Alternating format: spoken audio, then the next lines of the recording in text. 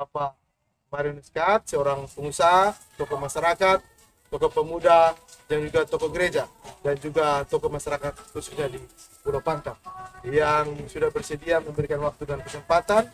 Kita akan berbagi bersama, bershare bersama, dan juga bercerita tentang bagaimana kiat-kiat beliau dalam membangun Alor, kemudian bagaimana pergumulan beliau dalam membangun pendidikan juga, termasuk dalam keluarga dan juga Kabupaten Alor ke depan. Karena itu, tetap ikuti kami dengan menonton, tekan tanda subscribe, tekan tanda like, berikan komentar, dan juga tekan tanda lonceng agar komunitas ini tetap berkembang. Ya, shalom Bapak. Ya, terima kasih banyak buat waktu kesempatan yang sudah diberikan buat kami, komunitas Mabakri, untuk bisa berdiskusi dan bershare bersama. Jadi, yang pertama kami komunitas Mabakri ingin mengetahui apa alasan yang melatar belakangi Bapak bersama Mama, karena kita tahu bahwa semua anak Alor ini kalau ketika mereka habis SMA kuliah, semua orang tua itu harus PNS. Tapi kemudian yang menjadi kebingungan dan menjadi tantangannya berdasarkan Alor termasuk komunitas karena Bapak Mama harus keluar dari zona nyaman untuk mencari kehidupan yang baru. Karena itu kami rindu untuk mendengar, hari ini merupakan sejarah buat kami dan masyarakat mendengar langsung dari sosok yang selama ini menjadi pertanyaan buat mereka tentang Bapak memilih untuk menjadi orang tua dari. Silakan Bapak. Baik, terima kasih kepada saudara-saudara yang dari Bapak Bakri ya. Ya. Hari ini kita bertemu. Yang pertama secara iman kita akui bahwa ini sebuah Yang tua. Ya. yang kedua, bisa saja kita punya pergumulan yang sama tujuan yang sama. Ya, betul. Gitu. Maka basic kita harus saling berbagi. Ya. Kalau memang di ya. Ya. Dan mungkin saja bahwa Bapak Presiden merasa bahwa yang dijelaskan tadi soal kenapa saya Ya. dianggap penting, Ya. makanya diminta semacam pendapat, Ya. apa maksud, apa tujuan untuk bisa berhenti. Ya. Jadi begini, saya ini kebetulan saya dan istri ini lahir dari keluarga tani. Ya, keluarga tani itu pasti banyak keterbatasan. Ya. Lalu kami berjuang di pendidikan sampai dengan pendidikan saya sendiri sampai magister Ya, bagus. keuangan. Istri saya sarjana pendidikan. Ya. Jadi guru SMA kurang lebih 12 tahun. Saya sendiri juga sebagai dosen 12 tahun. Ya. Kemudian kami memilih branding.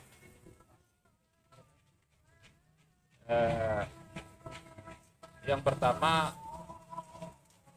konsep kami adalah kami ingin menjalani sebuah profesi yang bisa diwariskan. Ini dasar bahwa kita orang kerja. Waktu saya dengan istri sebagai pengajar, itu termasuk pekerja. Bekerja. Itu. Cepat lambat pasti kita akan akhiri masa kerja. Tapi tidak bisa kita wariskan profesi itu kepada kita pendidikan. Ya. Makanya saya dengan istri ambil keputusan untuk kita carilah profesi yang bisa diwariskan, yaitu swasta. Swasta itu diwariskan. Alasan yang kedua, kebetulan saya punya kakak-kakak, adik-adik ini kan juga kerja sama-sama di pemerintahan. Biasa kita pulang kampung itu waktunya sangat terbatas untuk keluarga. Mumpung kita bisa pulang, tapi tidak mungkin sampai masa kerja bahkan nanti nama yang pulang. Nama yang pulang, betul. Ya. Secara fisik tidak bisa pulang. Ya. Lalu kalaupun kita berhasil pulang, kalau misalnya dalam pelayanan pemerintahan ke masyarakat terhadap keluarga kurang memungkinkan, kurang memadai, kita tidak bisa memberikan koreksi apalagi kritik. Karena namanya orang kerja, orang apalagi ASN itu kan di bawah komando. Makanya kebetulan saya juga mantan aktivis. Ya, orang aktivis itu kan selalu diliputi dengan idealisme. Maka sudah saya memutuskan untuk berhenti, sehingga kalau kita pulang kampung, kita bisa cepat sering pulang kampung dan orang tua keluarga. Dan kalau ada kekurangan-kekurangan dalam pelayanan pemerintahan kemasyarakatan, maka kita berani memberikan tracking. Dan itu dua dasar itu. Dua dasar. Nah, kalau kita sudah di tengah-tengah keluarga, maka pasti persoalan-persoalan keluarga sudah tidak bisa terlibat. Nah, akhirnya hari ini saya dan istri membangun usaha swasta di Alor dan Kabupaten. Ya. Kebetulan istri saya dari Sabu dan kehidupan keluarga di Sabu juga butuh bantuan. Ya tidak adil kalau bangun negeri saya lagi saya tidak bangun. Keluarga menjadi satu dan Nah, semua merasakan ya, merasakan. manfaatnya. Nah, biar sedikit pun kita bagi-bagi sedikit. Nah, dalam perjalanan ini kita melayani masyarakat sesuai dengan apa yang kita punya. Baik dari segi ekonomi, baik dari segi infrastruktur, ya, kebetulan punya alat, ya. Sering saya gunakan untuk buka jalan ekonomi. Nah, keluarga di kampung ini mereka selalu bilang bahwa dulu kami dijajah oleh penjajah Ya, dengan senjata api, ya, dengan kerja rodi. ya, betul. Tapi hari ini kami masih dijajah dengan tali bambu. Sejauh itu. Nah, itulah yang membuat saya merasa prihatin, dan berkat yang ada ini sering saya gunakan. Baik di Pantar maupun di Pulau Besar. Tentunya waktu terbatas seperti dijelaskan. Kemudian juga dampak dari membuka infrastruktur ekonomi, maka akses ke lahan-lahan ekonomi. Pemerintah juga ada buka sesuai dengan dia punya porsi dan kewenangannya. Tapi kami juga sebagai individu, sebagai orang yang punya kepedulian, kami juga sesuai dengan kepedulian. Nah, dalam perjalanan ini kebetulan ada sejumlah masyarakat, karena mungkin selama saya hidup dan praktek mereka lihat tentang kepribadian dan kerja saya. Mereka minta kesediaan saya untuk kalau bisa nasabah jika ada kebebasan. Saya sudah menyatakan diri maju pada tanggal 20 Juni 2020 dan saya juga berjalan dengan sejumlah program dan pembuktian program. Program visi saya adalah revolusi ekonomi menuju alur bangsa. Program ekonomi yang saya gagas itu adalah tanam beli, pelihara beli, budidaya beli, dan manajemen satu harga. Satu hari. Luar biasa. Ada kurang lebih 3-4 program ini bukan karena saya dengar cerita orang, bukan juga karena saya lihat orang bikin, tetapi saya terus merasakan. Namanya kita orang tani ya. Ya, betul. Tani itu hidup dengan kesulitan. Kenapa saya bikin program yang namanya tanam? Lahan kita luas. Atas kerja kita, masyarakat kita, keluarga kita hidup. Kemudian mereka mengolah lahan. Kadang-kadang setelah itu hasil produksi mereka, pertanian itu kesulitan pasar. Kita bayangkan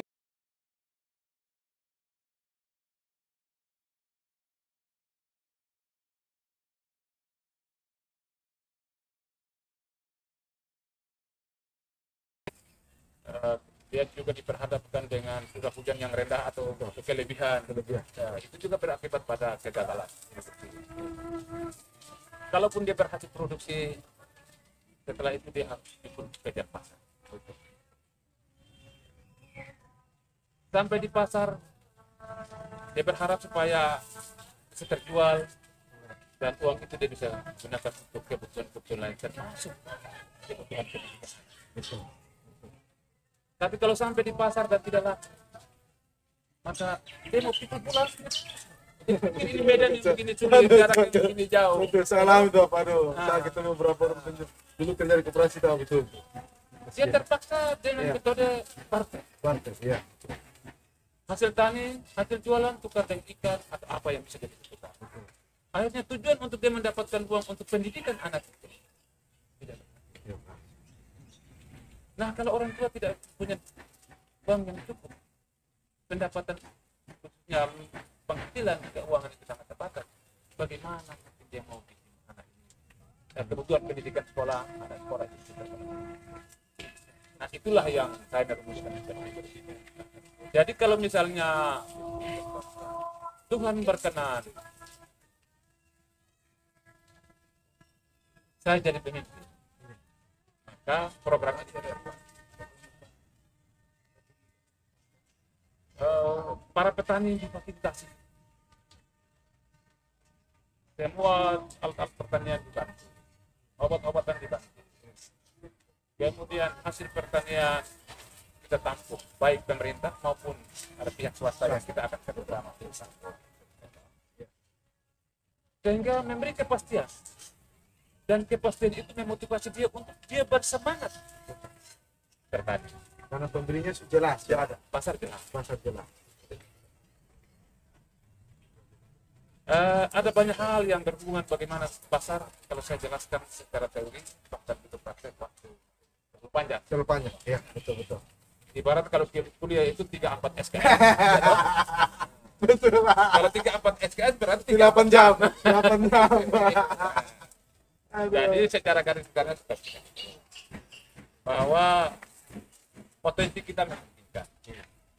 Cuma bagaimana kita mengolah, memotivasi petani supaya dia bisa kerja dengan baik. Bahkan generasi sekarang dia tidak ingin lagi melaksanakan profesi petani. Karena dia sudah tahu dia punya bapak, punya penderitaan, dia orang tua punya Penderitaan. Aduh. Bahkan anak-anak zaman sekarang ini dia mau pergi bertani, berkebun, dia tanya di sana ada sinyal atau tidak. Oh, dia motor bisa sambil sana atau tidak. Betul. Itu berarti bicara soal Struktur, ya. bicara soal akses informasi.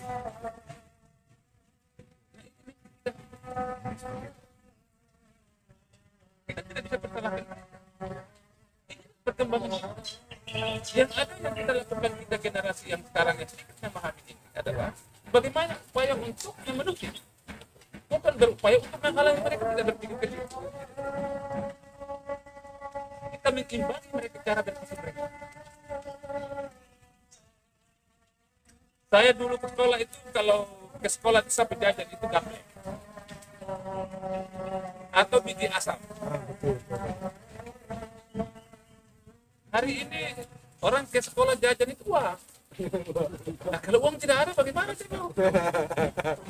Kadang-kadang itu mempengaruhi. Dia pergi ke sekolah yang lain pegang, dia bawa gaplek atau barang apa. Jangankan gaplek, karena uang yang di sana dia ada di rumah, tapi dia mau bawa uang.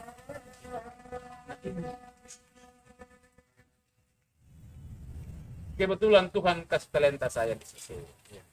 Tuhan kasih ilmu pengetahuan di saya. Tuhan juga kasih hati saya berpikir.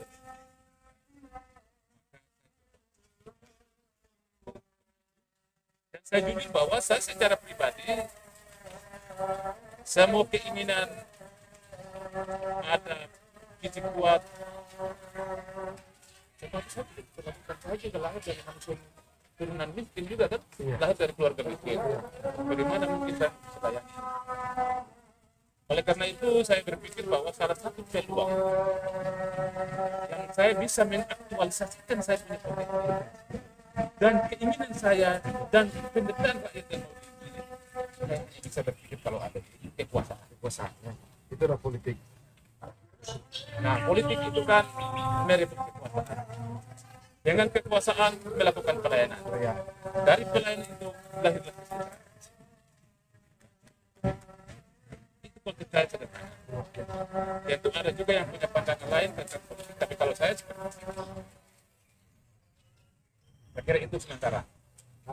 Luar biasa Bapak. Jadi berbagai penjelasan Bapak sampaikan alasan kenapa Bapak harus keluar dari zona untuk mewariskan lalu juga membantu masyarakat, termasuk juga program Rekom. Mama sekali Indonesia yang berbahagia tadi dijelaskan bagaimana fungsi atau dampak atau tujuan ada rekonsiliasi ekonomi melalui pertanian. Karena itu penjelasan sudah jelas bahwa jangan sampai menjadi pergumulan anak-anak yang dilahirkan sekarang tidak punya mimpi menjadi petani. Karena petani dulu orang tua mereka mengalami penderitaan dengan punya pacul dan punya bisgalip untuk mengolah. Sekarang Tuhan izinkan untuk Bapak hadir untuk menawarkan tentang pertanian teknologi tepat guna, di mana bisa mempermudah para petani untuk bekerja, tapi tidak mencapai, tapi menghasilkan hasil yang luar biasa bagi pendidikan. Karena itu kita tahu bahwa dari pendidikan anak akan menghasilkan SDM. Karena itu kami dari Komunitas Bapak juga ingin mengetahui apa pikiran Bapak tentang pendidikan untuk tahun-tahun silakan. Baik. Sebenarnya pendidikan di masa ini masa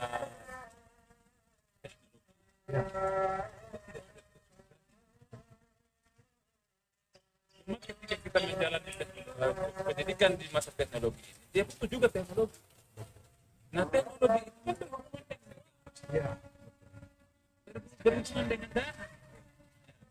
Kalau pendapatan terbatas, bagaimana? Hari ini orang mau belajar online, tapi kalau pulsa HP tidak ada, tidak ada listrik, tidak ada. Nah, dia bilang tahu tidak ada atau HP tidak lain atau yang lain. Dia akan ada kalau ada uang, kan gitu. Semua kan, semua bersama.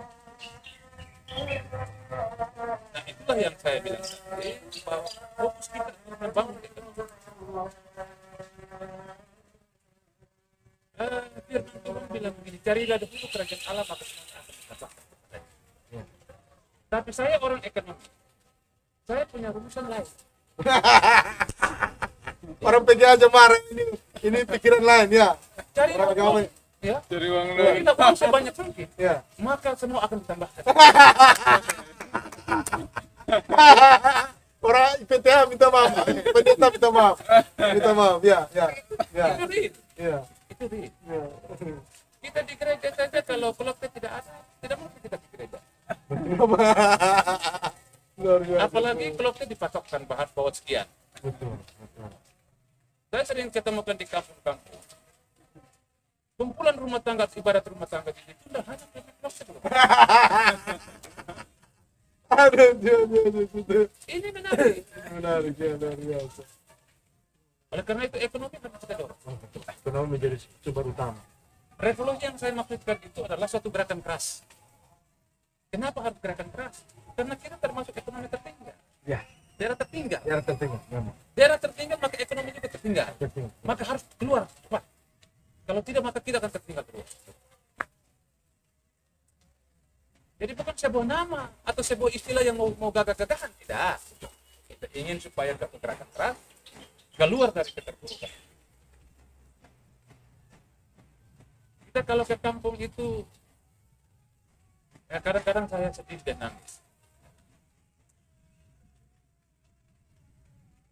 Kita mau masuk di ruang muka, kita mau duduk, mesti duduk.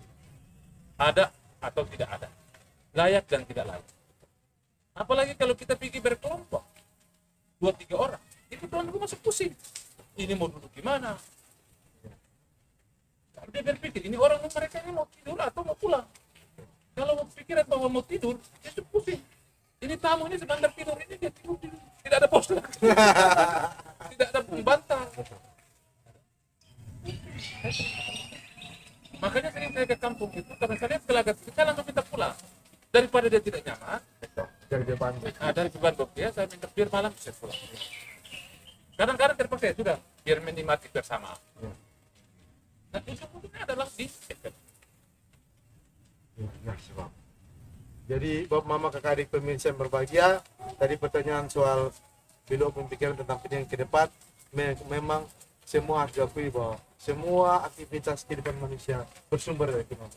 Orang kenyang, orang sehat dulu baru orang bisa berpikir bersekolah lebih baik. Karena itu juga usul saran buat pemerintah Kabupaten Alor, juga orang-orang yang luar biasa di Kabupaten Alor, bahwa ekonomi harus ditingkatkan agar dengan tingginya pendidikan, kesehatan dan semua bidang-bidang lain pasti akan ditingkatkan. Dan sebagai sesi terakhir, pertanyaan terakhir, apa pikiran Bapak untuk Kabupaten Alor secara keseluruhan sebagai kesimpulan untuk diskusi kita hari ini? Jadi kita harus akui bahwa kita pulau terluar ya, daerah terluar, kemudian daerah kepulauan. Ya. Kondisi alam kita, geografi kita terjunjung.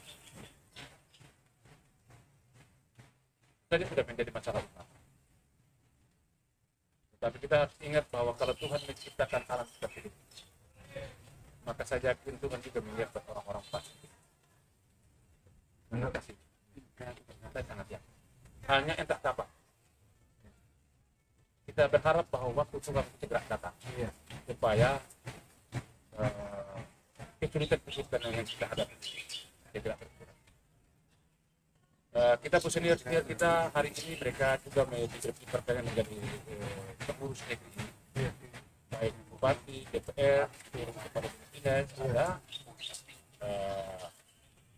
mereka tidak bekerja maksimal.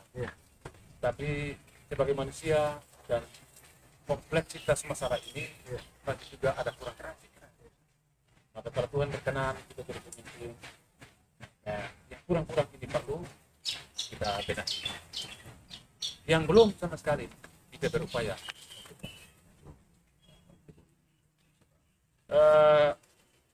Memang kita dihadapkan dengan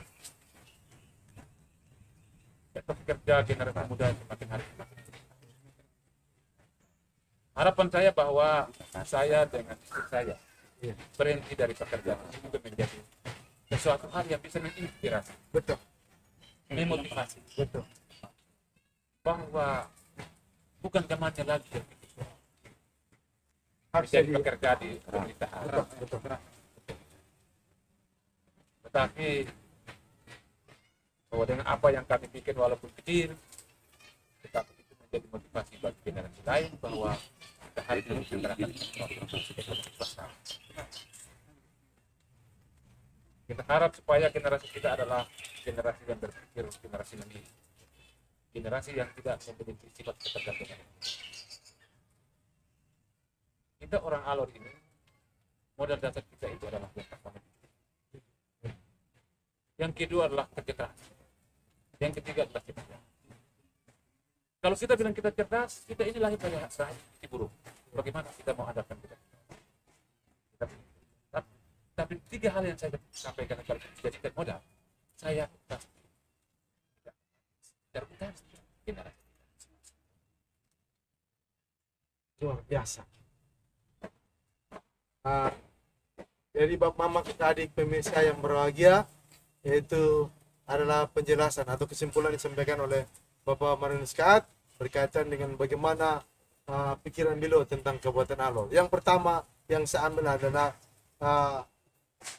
apa yang beliau dan istilah lakukan adalah untuk memotivasi masyarakat generasi bawah bahwa bekerja bukan jadi harus pelaku pemerintahan, tapi bekerja di luar pemerintahan malah lebih memberkati, menjadikan, karena akan mewariskan anak cucu kita, karena akan melihat banyak hal yang orang tua mereka sudah buat. Yang kedua bahwa untuk memajukan pendidikan, ekonomi menjadi sumber utama bagi peningkatan pendidikan dan SDM, dan Kabupaten Alor mau maju maka ekonomi harus ditingkatkan melalui, walaupun topografinya ada topografinya begini, tapi Tuhan akan menyiapkan orang-orang yang luar biasa untuk membangun Alor melalui topografi yang mungkin gunung lembah. Orang bilang ninja Hattori, naik gunung turun lembah. Tapi pepatah kami biasa kami katakan bahwa orang disebut kaya bukan karena kemampuan untuk membeli, tapi orang disebut kaya karena kemampuan untuk memberi. Karena itu kami Komite Semua Bakti mengambil kesimpulan bahwa sebenarnya Bapak orang kaya karena kaya kepedulian, kaya untuk pengasihan, kaya untuk memberi perhatian. Karena itu kami berterima kasih banyak buat hari ini bisa berdiskusi dengan orang yang punya kaya kepedulian, orang punya kayak perhatian buat masyarakat Kabupaten Alor, khusus untuk infrastruktur dan pertanian di Kabupaten Alor. Biarlah semua yang Bapak rancangan inginkan Tuhan berkati, dan mudah-mudahan kalau Tuhan izinkan Tuhan menjadi pemimpin di Kabupaten Alor yang akan datang. Karena itu terima kasih banyak, luar biasa, Tuhan berkati, dan salam buat mama dan juga anak-anak di rumah. Terima kasih. Jangan tetap semangat dan salam rumah bapak. Ya.